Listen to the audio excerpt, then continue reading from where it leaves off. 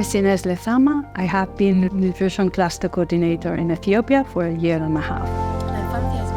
Before taking this wonderful responsibility, I was Chief of Nutrition Section in UNICEF Congo. This experience gave me the understanding of the daily dynamics around the program, but also the limits and the possibilities of work. A typical day for me would depend on the period of the year, but also on the humanitarian cycle. That contains a lot of conversation, in group or bilateral, whether it's around a table experts in the field or sharing experience in a field visit. The idea is to be update of the situation on the ground, but also to exchange information with partners and members of the team and to have an idea of what's going on and what are the needs at that moment.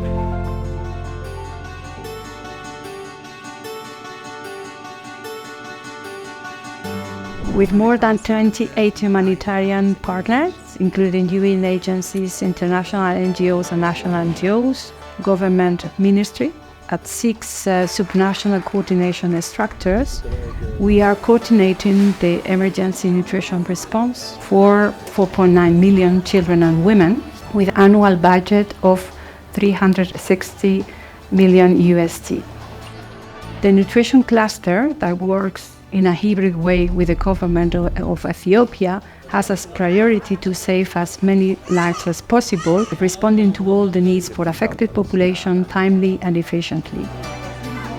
Another priority for us is also to promote local solutions. We are also prioritizing the evaluation of needs of affected population, having more data and more surveys that will help us to grasp better the situation and to save more lives.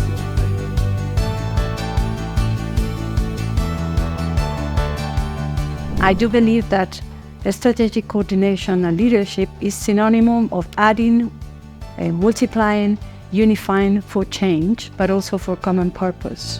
When I took on this challenge of coordination, I established keys for success. The first is the trust on capacity of partners. The second is autonomy of partners, professionalism, efficiency, but also the sense of community.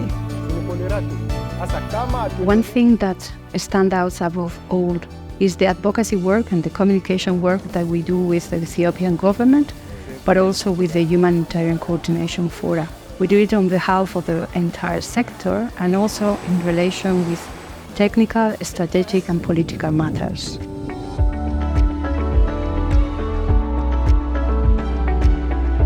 Speaking on behalf of the entire sector, but also proposing in a consensual way solutions and sharing concerns is very powerful.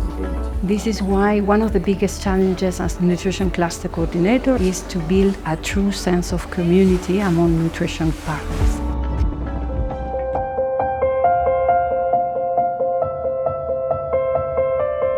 Empowering cluster coordinators for me is an engine that helps to achieve the goals for the organizations at UNICEF, but also all nutrition partners. Sometimes it's not easy. If all cluster lead agencies staff have the same understanding on the roles of cluster coordination, but also if the senior management has an ownership of the organizational commitments, this will help us to achieve the objectives that we set. A sense of belonging, but a culture where everyone's work is valued is also essential for this. Continuous dialogue, having a clear communication, having collaboration with all, and also have the capacity and the resources that is needed for the key functions are also essential.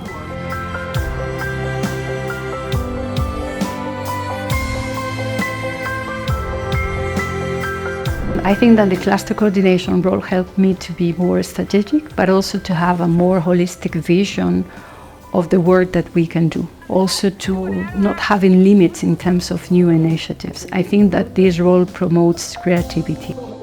In my case, moving from program to cluster coordination has been a unique experience. We can learn about seeing the big picture, but also we can learn about the artificial boundaries that we create sometimes, because we used to work in a categorized world.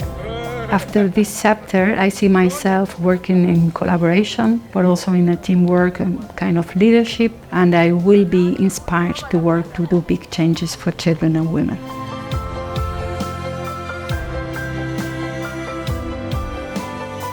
Coordination is a central force, but it's a hidden force. It's a force that links with all management functions.